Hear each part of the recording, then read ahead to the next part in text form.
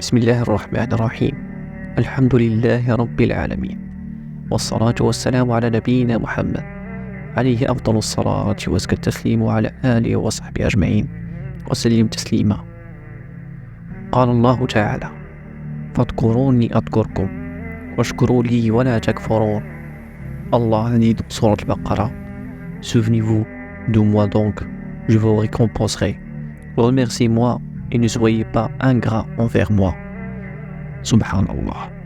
Allah Azza wa Jal a dit dans cette verset: évoquez-moi de verbes d'Akara, lien de Koro, avec vos cœurs et œuvres et vos membres, je ferai votre éloge et vous protégerai, puisque la rétribution est de même nature que l'œuvre rétribuée. Soyez reconnaissants pour les bienfaits qui vous ont été donnés et ne me croyez pas en moi, en reniant ces bienfaits, en les utilisant dans ce qui vous était déclaré ici. Chers frères, le dhikr, évocation ou invocation d'Allah se fait avec le cœur, la langue et les membres. Le dhikr avec le cœur, c'est la méditation, la contemplation des signes qu'Allah a placés dans sa création, ses versets réveillés et ce qui en découle comme amour d'Allah, crainte et confiance en lui. Le dhikr avec les membres s'opère par l'assujettissement de ces membres à l'obéissance à Allah Azza wa Jal, comme dans la salat et les autres cultes corporels. Le dhikr avec la langue, c'est de réitérer l'exaltation et la glorification d'Allah Azza wa Jal. C'est également le fait de lui demander de nous pardonner nos péchés et les autres invocations de même genre. Il y a le dhikr spécifique dans certains moments et à certaines occasions, comme le dhikr du salat et les invocations de matin et de soir. En effet, Hisn al-Muslim, écrit par Saïd ibn Wahb al-Qahtani, est l'un des meilleurs livres écrits à cet égard. C'est une petite brochure, mais d'une grande utilité. Elle a été traduite en beaucoup de langues, dont notamment le français.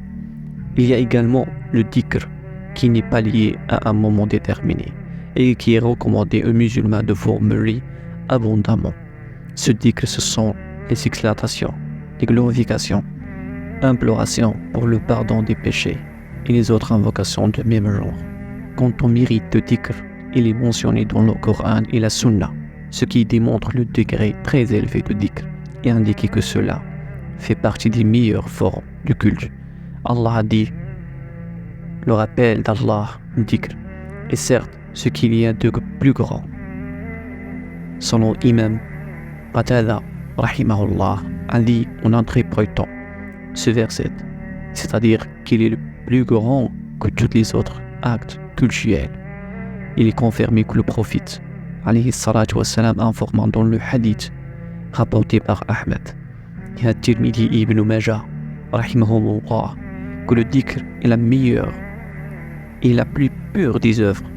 Elle fait partie des plus hautes catégories et préférable au fait de donner l'homme en or ou une espèce, et même meilleur que le fait de combattre les ennemis jusqu'à ce que décapitions leur tête ou indécapitant les nôtres. Les versets et les hadiths abordant les mérites des invocations sont très nombreux. Allah Azza wa Jal n'a établi les cultes que pour l'évoquer, comme l'a dit: accomplir la salat pour te souvenir de moi. En ce qui concerne la manière d'obtenir le triomphe d'Allah Azza wa Jal, la réponse est dans ce verset: ô vous qui croyez, si vous faites triompher à cause de dhikr, à cause d'Allah, il vous ferait triompher et raffermira vos pas. Si aussi Allah a dit également: c'était notre devoir de secourir les croyants. La concrétisation de la foi et de la probité selon la charia d'Allah est l'une des premières causes de triomphe. L'humiliation et l'avilissement qui ont atteint la nation sont dus à sa régression et son écart de chemin de droit.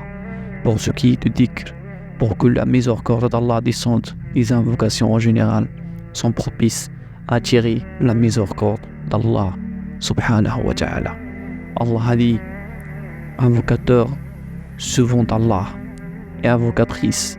Allah a préparé pour eux un pardon et une énorme récompense. Et Allah, c'est mieux. وهذا وسبحان الله وبحمده وأشهد أن لا إله إلا الله وأستغفره وأتوب إليه. Le prophète alayhi salatu wassalam a dit: quiconque indique un bien a la même récompense que celui qui l'a accompli. Donc, n'hésitez pas à partager ces biens avec votre famille et vos amis. Et qu'Allah vous protège de feu et vous récompense un Jannah, Inch'Allah.